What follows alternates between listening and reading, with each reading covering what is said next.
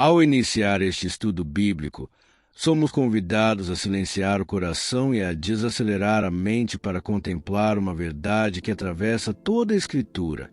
Deus sempre desejou mais do que ações externas. Ele sempre buscou relacionamento.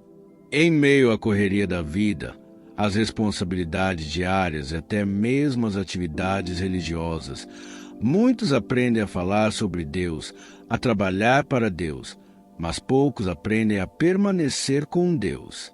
A história de Maria de Betânia surge exatamente nesse ponto de tensão espiritual, revelando que a adoração verdadeira nasce da intimidade, da escuta atenta e da disposição de estar aos pés de Cristo sem reservas. Este estudo não começa com uma exortação moral, nem com um chamado à performance religiosa, mas com um convite à presença. Antes de qualquer ensinamento, antes de qualquer análise teológica, é necessário compreender que a palavra de Deus não foi dada apenas para ser estudada, mas para ser vivida, experimentada e acolhida no mais profundo do ser. Maria de Betânia nos conduz a essa dimensão esquecida por muitos, a dimensão da comunhão silenciosa, da atenção plena e do coração rendido. Ao longo deste estudo, veremos que a intimidade com Deus não é fruto do acaso, mas de uma escolha consciente, muitas vezes incompreendida por aqueles que medem a espiritualidade apenas pelo que é visível. Por isso, antes de avançarmos na análise bíblica, somos chamados a nos colocar na postura correta diante do Senhor, reconhecendo nossa dependência absoluta da sua graça e da iluminação do Espírito Santo. Neste momento, iniciamos este estudo com oração, não como um ritual formal, mas como um ato de submissão espiritual, reconhecendo que sem Deus nada podemos compreender plenamente. Senhor Deus Todo-Poderoso, Pai Eterno, nos colocamos agora diante da Tua presença com reverência e humildade. Reconhecemos que a Tua palavra é santa, viva e eficaz, e que somente pelo Teu Espírito podemos compreendê-la em profundidade. Silencia toda distração, toda ansiedade e todo ruído interior que nos impede de ouvir a Tua voz. Abre o nosso entendimento para as Escrituras, se inclina o nosso coração à verdade. Que este estudo não seja apenas informativo, mas transformador.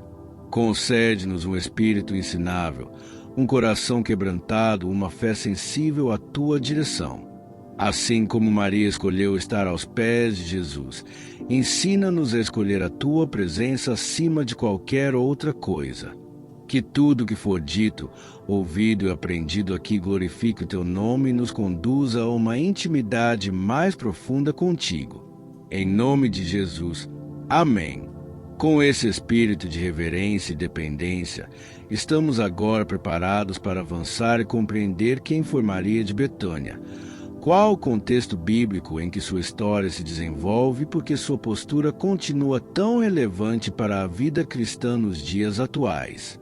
No próximo capítulo, apresentaremos de forma clara o tema central deste estudo e os textos bíblicos que servirão como base para toda a nossa reflexão.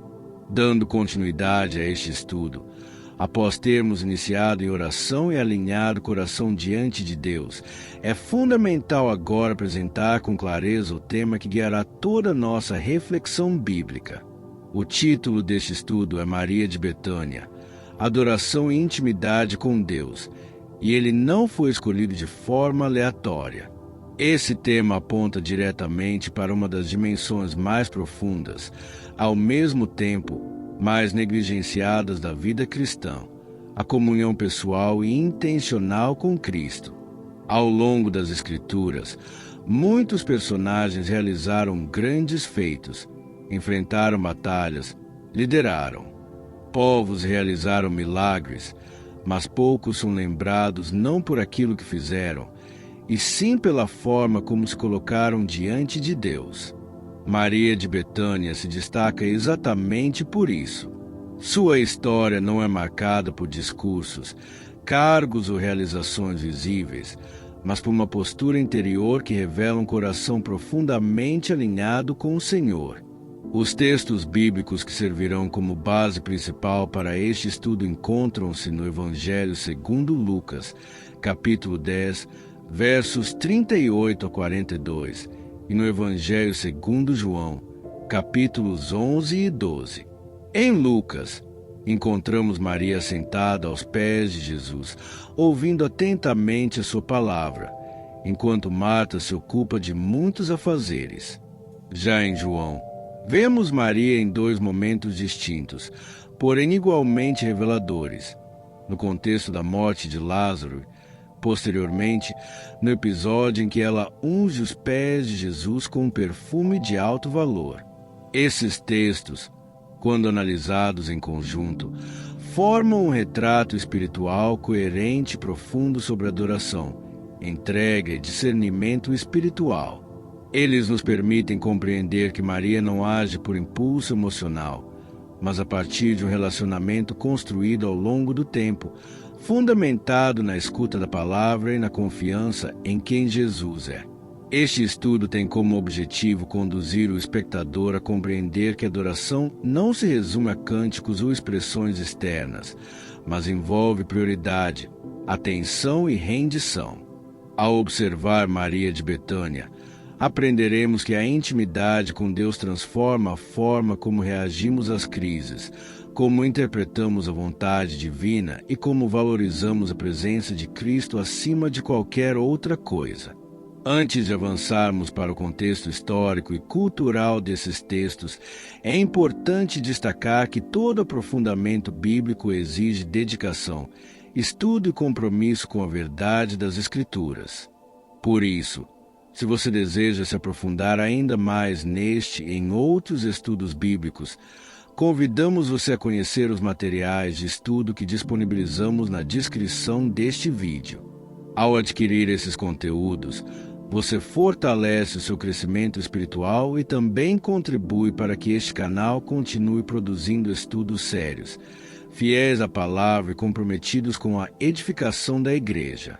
No próximo capítulo, entraremos no contexto histórico, cultural e canônico que envolve Maria de Betânia, para que possamos compreender ainda melhor a riqueza espiritual desses textos. Para compreender com profundidade a postura espiritual de Maria de Betânia, é indispensável situar sua história dentro do contexto histórico, cultural e canônico das Escrituras. A Bíblia não apresenta seus personagens de forma isolada ou desconectada da realidade em que viveram. Ignorar esse contexto compromete seriamente a interpretação correta do texto sagrado. Betânia era uma pequena aldeia localizada a poucos quilômetros de Jerusalém, em uma região estratégica para o ministério de Jesus. Por estar próxima à Cidade Santa, Betânia se tornava um local frequente de descanso e acolhimento para Cristo, especialmente nos períodos que antecediam as grandes festas judaicas. É nesse ambiente simples, fora dos centros religiosos mais prestigiados, que encontramos uma família que desfrutava de um relacionamento íntimo com Jesus, Maria, Marta e Lázaro. Culturalmente, o primeiro século era marcado por uma sociedade profundamente patriarcal. As mulheres tinham papéis bem definidos, quase sempre restritos ao espaço doméstico e às responsabilidades da casa. O ensino formal da lei e o discipulado junto a mestres religiosos eram, em grande parte, reservados aos homens. Dentro desse cenário, o simples fato de Maria se assentar aos pés de Jesus para ouvir sua palavra já representa uma ruptura cultural significativa. Sentar-se aos pés de um mestre era uma expressão técnica usada para descrever a posição de um discípulo, alguém que aprende, absorve e se submete ao ensino. Lucas, ao registrar essa cena, não o faz por acaso. Ele deseja que o leitor compreenda a profundidade espiritual daquele gesto. Maria não estava apenas ouvindo, ela estava se colocando conscientemente na posição de discípula. Do ponto de vista canônico, os relatos sobre Maria de Betânia aparecem em momentos estratégicos da narrativa dos evangelhos. Em Lucas, ela surge no contexto do ensino de Jesus sobre prioridades espirituais. Em João, ela reaparece em dois momentos carregados de significado teológico, diante da morte de Lázaro e na unção que antecede a crucificação. Esses episódios não estão desconectados entre si, mas formam uma progressão espiritual. O Evangelho de João, em especial, é estruturado de maneira a revelar quem Jesus é por meio de sinais e encontros pessoais, e Maria ocupa um lugar importante nessa revelação. Sua trajetória aponta para um crescimento na compreensão da identidade de Cristo, algo que será fundamental para entendermos suas atitudes nos próximos capítulos. Com esse pano de fundo histórico, cultural e bíblico estabelecido, estamos agora preparados para analisar de forma mais profunda o texto de Lucas, onde Maria aparece sentada aos pés de Jesus. No próximo capítulo, entraremos na leitura exegética desse episódio, observando verso a verso que a palavra nos ensina sobre adoração e intimidade com Deus. Com o contexto histórico e cultural claramente estabelecido, voltamos agora nossa atenção para o texto de Lucas, capítulo 10, versos 38 a 42, a fim de realizar uma leitura exegética cuidadosa e fiel às Escrituras. O evangelista inicia o relato informando que Jesus entra em uma aldeia e é recebido por uma mulher chamada Marta. Desde o início, o texto destaca a hospitalidade da casa, algo extremamente valorizado na cultura judaica. Marta assume naturalmente o papel que a sociedade lhe atribuía, envolvendo-se intensamente com os muitos serviços necessários para receber o Mestre. Até este ponto, não há qualquer reprovação explícita em sua atitude. O problema não está no serviço em si, mas na prioridade que ele passa a ocupar. O texto prossegue afirmando que Marta tinha uma irmã chamada Maria, e é aqui que Lucas introduz um contraste intencional. Maria é descrita como alguém que se assentava aos pés do Senhor e ouvia a sua palavra. Essa expressão carrega um peso teológico profundo. Assentar-se aos pés não indica casualidade, mas compromisso. Maria assume a postura clássica de um discípulo diante de um mestre, demonstrando disposição para aprender, ouvir e se submeter ao ensino de Jesus. Enquanto Marta está em movimento constante, Maria está em quietude. Enquanto uma se ocupa com muitas tarefas, a outra se ocupa com uma única coisa essencial.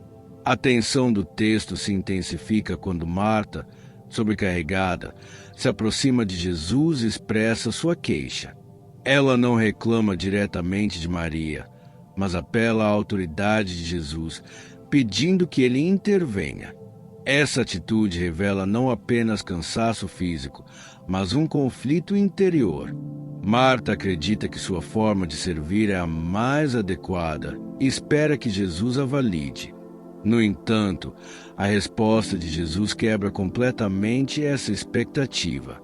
Ele chama Marta pelo nome, repetindo, o que demonstra cuidado e afeição, mas também firmeza. Jesus reconhece que Marta está ansiosa e preocupada com muitas coisas, enquanto apenas uma é necessária.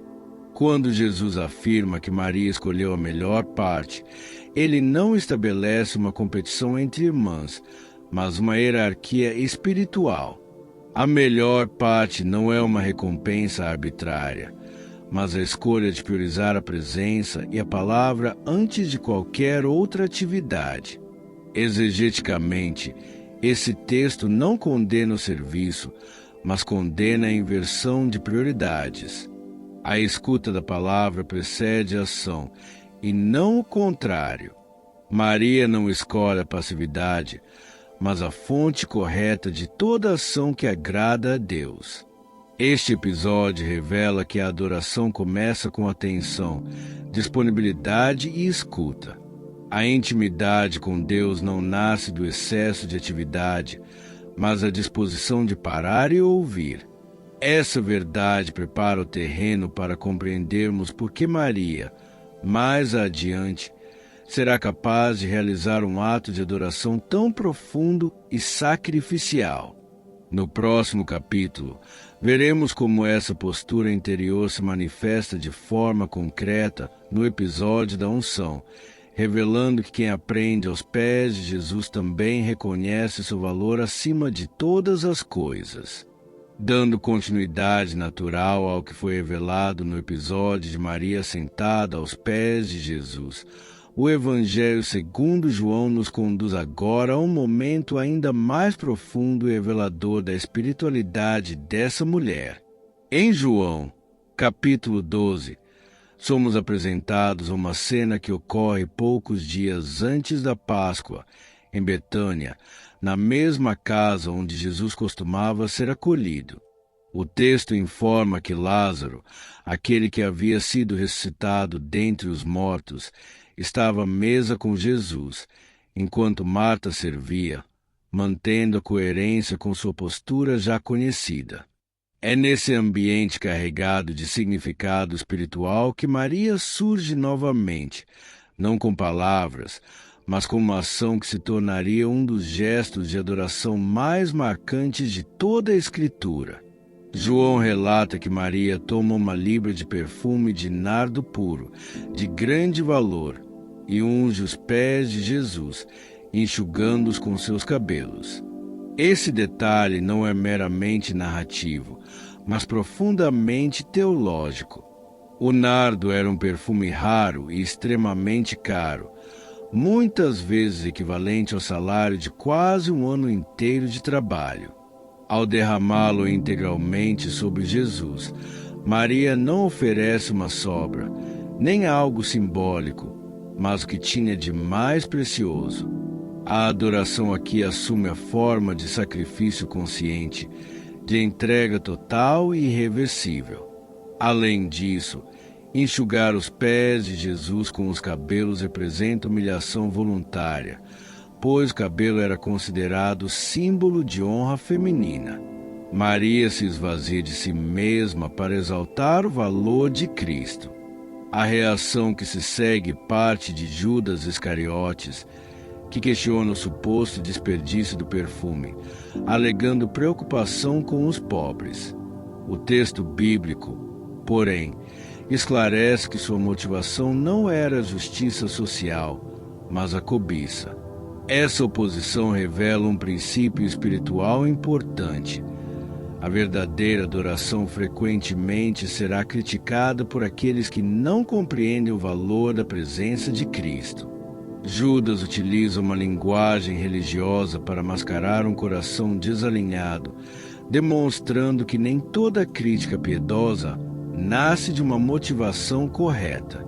Jesus, então, intervém e defende Maria, afirmando que ela havia guardado aquele perfume para o dia de sua sepultura.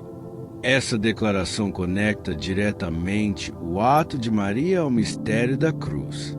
Enquanto muitos ainda não compreendiam plenamente o caminho que Jesus estava prestes a percorrer, Maria, por meio da intimidade construída aos pés do Mestre, demonstra discernimento espiritual. Sua adoração é profética, pois reconhece o valor do sacrifício que se aproxima.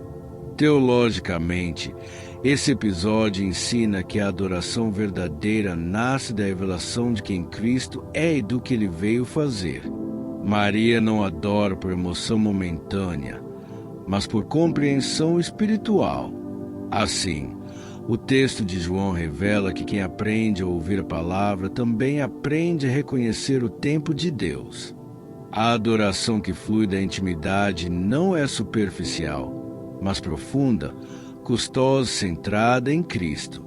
No próximo capítulo, reuniremos esses episódios para extrair suas implicações teológicas, compreendendo que a postura de Maria nos ensina sobre Deus, sobre o discipulado e sobre a essência da adoração cristã.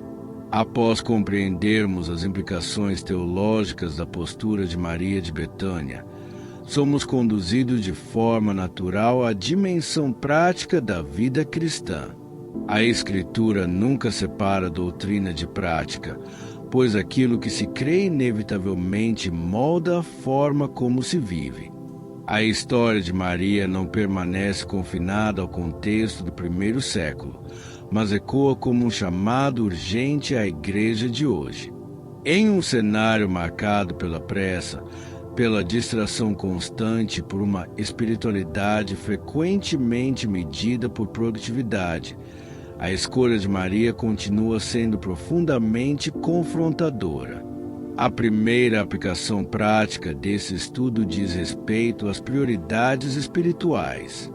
Maria nos ensina que a intimidade com Deus não acontece de forma automática, mas exige decisão. Sentar-se aos pés de Jesus implica abrir mão de outras coisas, inclusive de atividades legítimas, quando estas passam a ocupar o lugar central que pertence somente a Deus. Muitos cristãos vivem cansados espiritualmente, não porque servem demais, mas porque servem sem antes permanecer. A comunhão com Deus não é o resultado final da vida cristã, mas o ponto de partida de toda ação que verdadeiramente glorifica o Senhor. Outra aplicação essencial está relacionada à qualidade do nosso relacionamento com Deus. Maria não buscava apenas respostas, soluções ou benefícios, mas desejava ouvir a voz do Mestre. Isso nos leva a refletir sobre como nos aproximamos da palavra de Deus. Ler as Escrituras apenas por obrigação ou hábito é diferente de ouvi-las com um coração atento e ensinável. A intimidade espiritual se desenvolve quando a palavra é acolhida, meditada e aplicada com sinceridade. Esse processo exige tempo, silêncio e disposição para ser confrontado. Por fim, a postura de Maria nos ensina a lidar com críticas e incompreensões. Sua escolha foi questionada e sua adoração foi considerada exagerada por alguns. Ainda assim, ela permaneceu fiel àquilo que discerniu diante de Deus. A vida cristã madura aprende a valorizar a aprovação divina acima do reconhecimento humano. Aplicar esse ensinamento hoje significa viver uma fé centrada na presença de Cristo, mesmo quando isso contraria expectativas externas. Essa reflexão prepara o nosso coração para o próximo capítulo, onde receberemos advertências e exortações importantes para manter uma espiritualidade saudável e equilibrada. Ao avançarmos para esta etapa do estudo, é necessário assumir um tom pastoral de alerta e exortação, pois toda revelação bíblica carrega consigo tanto consolo quanto correção. A história de Maria de Betânia, quando mal compreendida, pode ser distorcida e usada para justificar extremos espirituais que a própria Escritura não autoriza. Um dos primeiros alertas que este texto nos apresenta é o perigo de uma espiritualidade que despreza completamente o serviço cristão. Jesus não condena Marta por servir, mas a adverte por permitir que a ansiedade e a inquietação ocupem o lugar que pertence à presença de Deus. Portanto, a lição não é abandonar o serviço, mas reorganizar as prioridades espirituais. Outro alerta importante diz respeito à religiosidade exterior. Judas Iscariotes aparece no episódio da unção utilizando um discurso aparentemente piedoso, mas seu coração estava distante de Deus.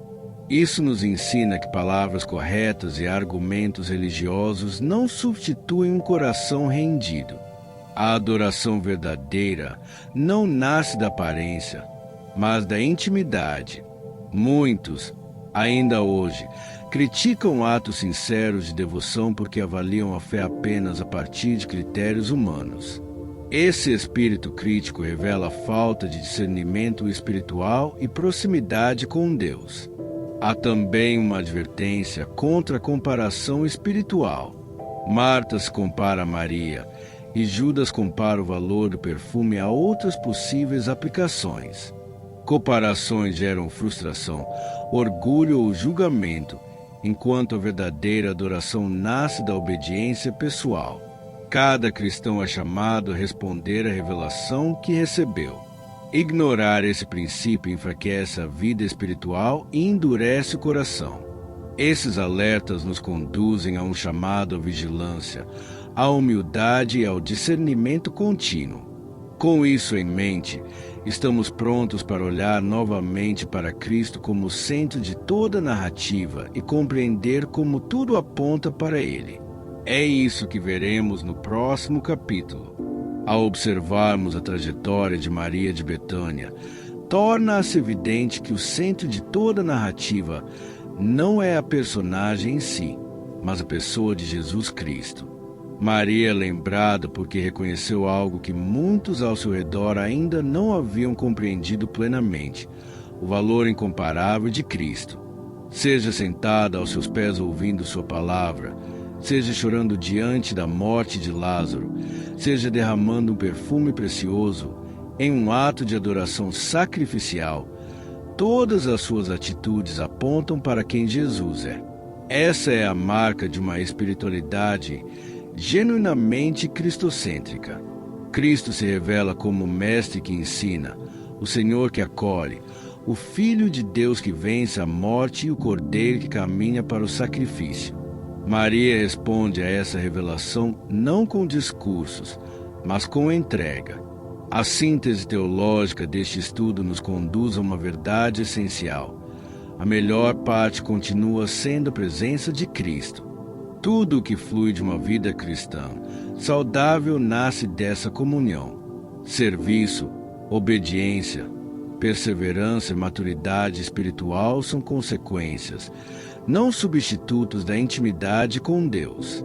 Ao recapitular os principais pontos deste estudo, percebemos que a adoração verdadeira envolve escuta, discernimento, sacrifício e centralidade em Cristo. Maria de Betânia nos ensina que a fé madura não busca protagonismo, mas profundidade. Ela nos convida a reavaliar nossas prioridades, a perguntar se realmente temos escolhido a melhor parte.